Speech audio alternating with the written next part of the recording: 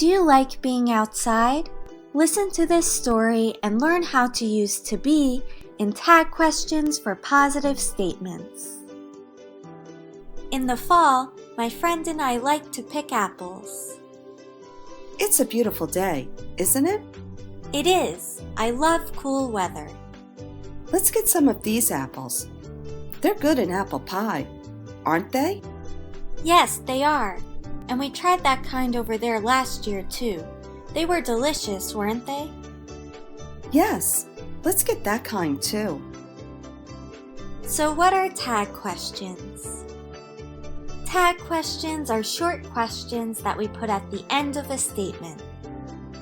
We use tag questions when we want someone to confirm or agree with something that we think is true. In tag questions with the verb to be in the simple present, we use is, are, or am plus the subject. The weather is nice, isn't it? In tag questions with the verb to be in the simple past, we use was or were plus the subject. The pie was good, wasn't it? When a statement is positive, its tag question is negative. You're a teacher, aren't you? Here are some more examples. He's an excellent cook, isn't he? Yes, he is. The meal was delicious, wasn't it? Yes, it was. Now it's your turn. Click pause and add a tag question to each of the following statements.